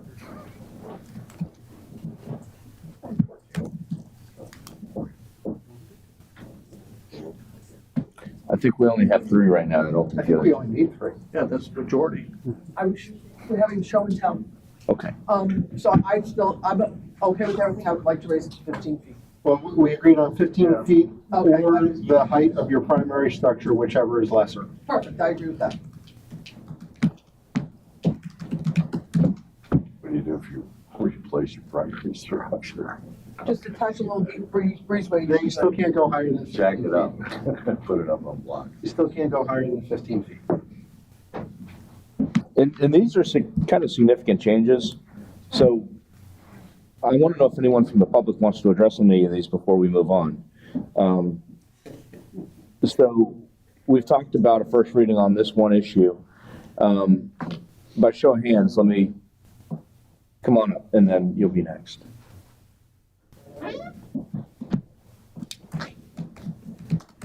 Hello, I'm Cynthia Malin, 5446 Blue Point Drive, and I am seeing a lot of frustration here, the same frustration I've been dealing with.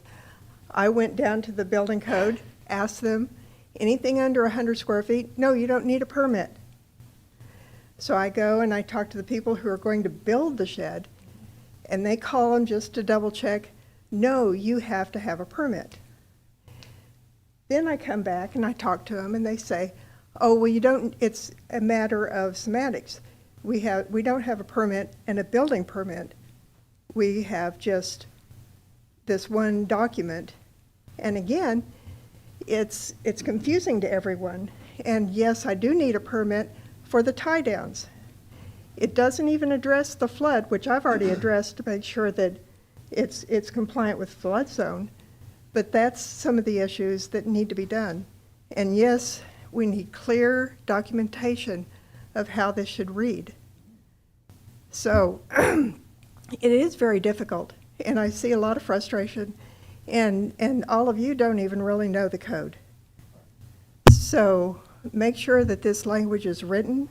I appreciate the expansion of 2 buildings up to 200 square feet per property.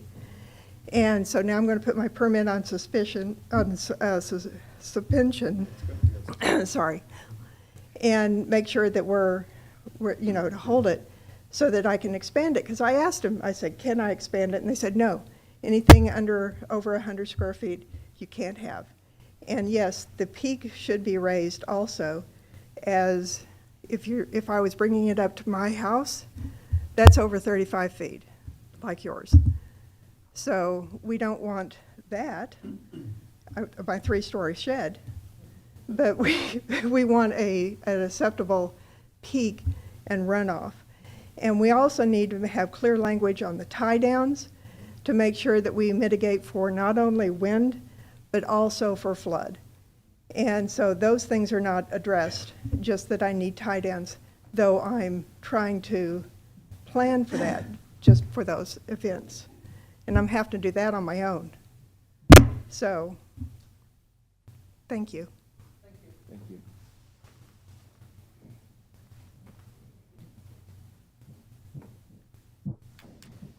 Share 7802 Davis Street. I believe my shed was in 2015. I had it built on property. It wasn't a pre-one because of I couldn't get one into my backyard because the neighbor, my fence and everything, house. So I did have to have a permit, but it was a flat fee permit. But I was only allowed to do an 8x10. I couldn't have anything higher than that, even though what I had before was way bigger. But I had to have tie downs. I had to have vents put in the bottom in case flood waters came in. So yeah, all that stuff really needs to be addressed and put in. But when it was a flat fee, I remember going and getting the permit, and the person there was like, all right, so how much is this costing? I said, it's costing none of your business. It's a flat fee. So yeah, you have to make sure everybody understands, and it should be the same. And I hope this is all including setbacks and everything from property lines. So thanks. I just wanted to give you that information. Those are all still the same. Accessory structure, Okay. that's setback. Yeah, that all stays the same. Yeah. Thank you. Unless you're dumpster. Dave Mueller, 5439 Blue Point Drive. You know, John told me I should change my middle name to 5439 Blue Point Drive. That'd be easier. I commend you guys. This is a difficult task. Perfect example, 15 feet. Perfect example, 10 by 20. It's a challenge for the citizens to try to figure this out.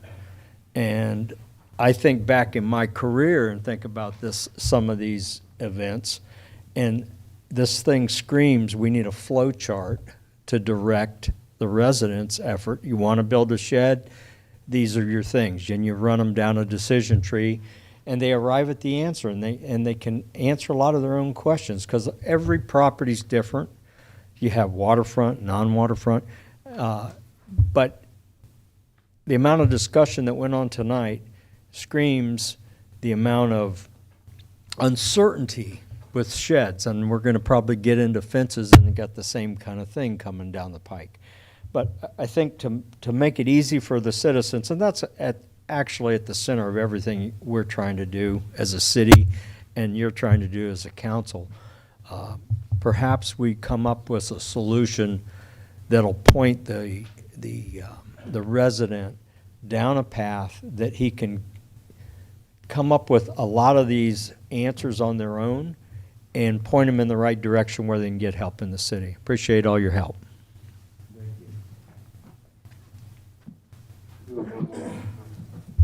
John Eric Hoover, 8703 Green Street. Just one point of clarification. We don't have anything based on lot size. I don't know how many people that would affect, but say you have 2 or 3 acres, that's a relatively small shed. So I don't know if you want to consider having some kind of break for people with larger properties, might be able to do something a little bit bigger. But obviously the way we have it now is a great change, so we'll bring that up.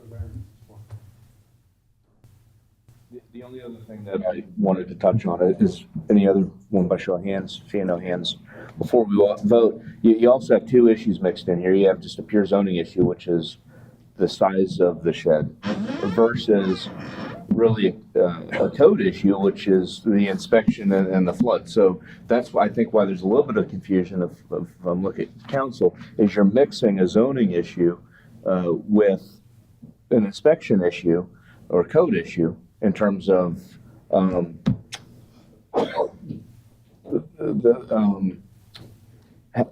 passing the inspections in terms of not just for the size, but for the stability of the structure.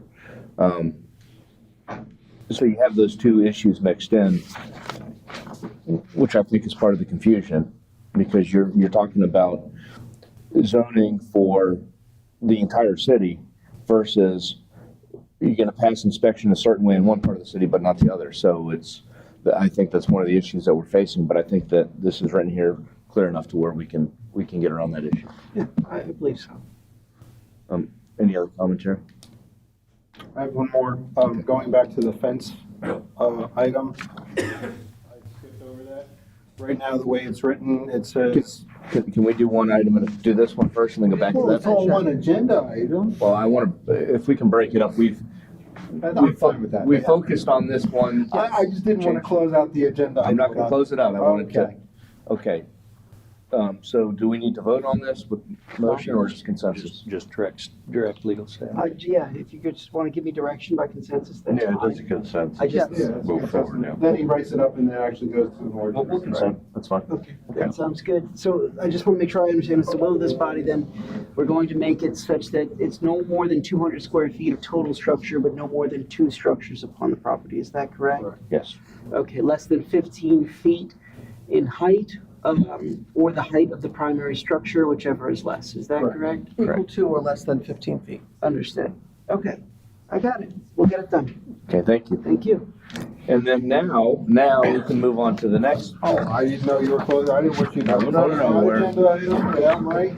No, there's some more red stuff in here, so let's look at the red. And this has to do with the fence change, and I'll open this up for discussion at this point. Yeah, thank you. Whoever wants to speak first.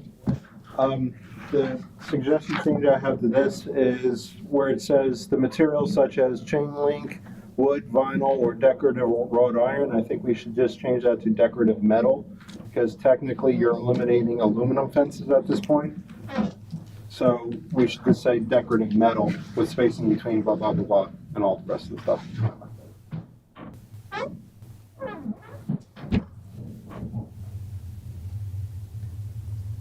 Last time we had the discussion about the pickets 3 inches, and somebody was saying, is that from the middle to the mid? You know, there was discussion about that last time. What's it between? Yeah, it's spaces between, so, To me, that's. you know, 3 Okay, inches so of bare that's- space. he did- You're talking about the he opening. did fix that, I'm sorry, thank you.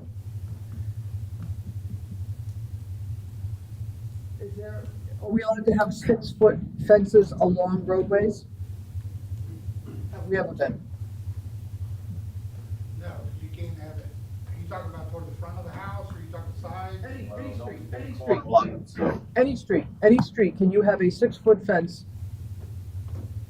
you know, on Yes. the back along a street? If you have a corner lot and your back of your house is up facing a road, you can.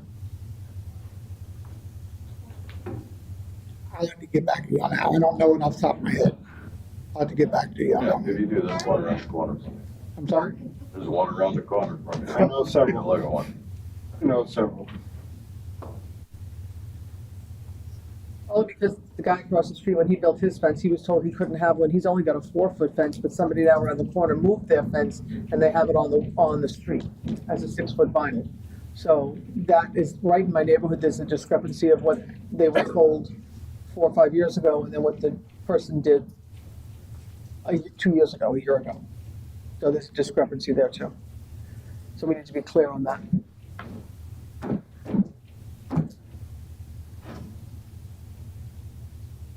So, I'm consenting. just waiting for a scheme. I was looking, because this thing's provided that any such fence be constructed with fencing material such as chain link, wood, vinyl, wrought iron. It says such as, it doesn't say that, Yeah, such as is kind of like should versus shall, yeah. you know, so I don't know how much that helps, because someone's gonna take a pallet and say it's such as, it's wood, right? So, you know, I think the original problem you have, this doesn't really solve it. So It shall only be constructed of wood, vinyl, or decorative If vinyl. I could, Mr. Mayor, just 4 weeks ago, it was written as thou shalt. You'll use these 4 materials and nothing else. And you had a motion and a second, and we're about to approve that. And got some input from legal counsel that that could be problematic. Sure. And so that's why the language was rewritten. As Mr. Colombo correctly points out, it's you should, and maybe that does leave it up to judgment of both the property owner and the building official. But it's not, you can only use these materials and nothing else. And that was the outcome. I mean, the language was changed to be a little less directive, specifically because of the guidance of legal. And you may want to Well, check my question. with legal again. but- What is legal in the building official think they can defend in terms of our intent? And that was just the one point I was Yeah, making, and I'm not even done. The other issue is it talks about the spacing between 3 and 5 inches on the waterways, which obviously, so you can see through the water. Well, it actually doesn't say on the waterways, it says so as Adjacent not to property. obstruct the view of the waterways by adjacent property owners. I don't live on the water, I live 4 houses down from the water, but there's a fence on that piece of property next to me that obstructs my view of the water, which I had before the fence was up. But the through, why 3 to 5 inches instead of 2 to 4 inches, so on and so forth? Where did we come up with that measurement, I guess? Is Well, I mean, arguably, you could also have, okay, you know, the fence panel it's got 3 inches between it, and then the panel itself is a 1 by 18. How is that not obstructing it? Well, that's why I was trying to get some clarification. Because like a chain link fence, you can look through it. Right. I'm not sure this completely solves the issue of the fence and view obstruction. Actually, you know, this essentially, on its most basic terms, eliminates all solid fence throughout the city almost. Sure. So, but I was trying to figure out where we got this 3 to 5 inches. It was an average. It's an average of what's out there. You can get panels that are got 6 inches apart. Special orders. You can get them that have 2 inches apart. So I took the average and made the average for everybody in the city. And it's just, and like I said, it's just a suggestion. Well, and again, you get into a safety issue in children, kind of like cribs. You know, what is the spacing that's going to prevent a child from sticking his head in there and getting his head stuck? Stairs and railings are 4 inches. Well, look, let's back, what was it originally, other than you had to be able to see through it, right?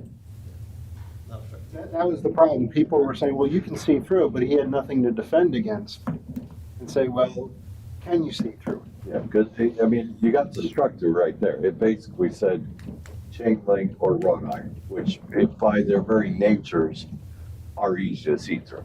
Now we're inserting fencing types that arguably are not that transparent.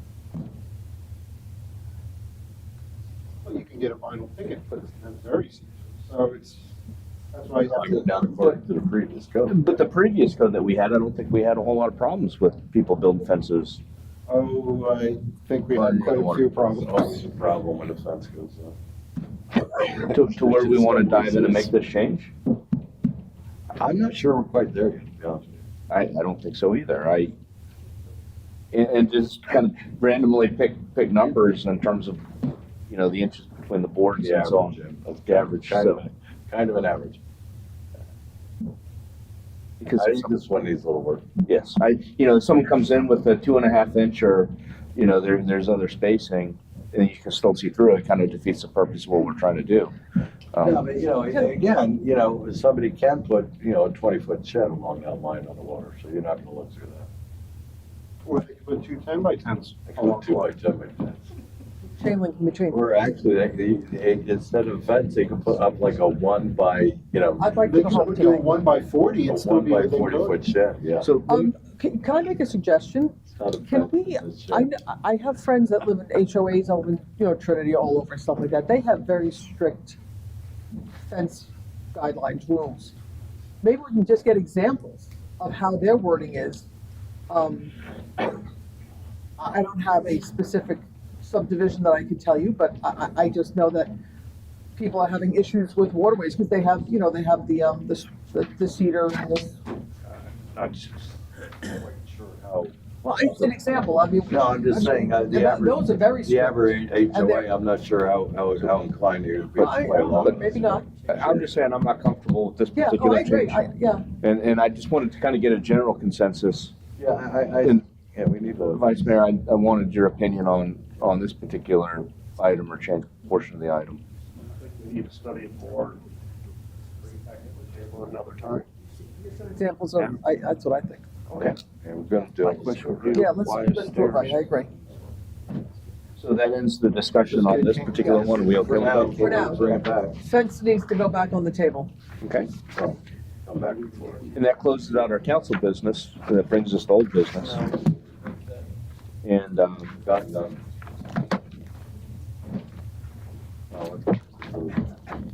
any old business to come before? I'm the motion to adjourn. No. Second.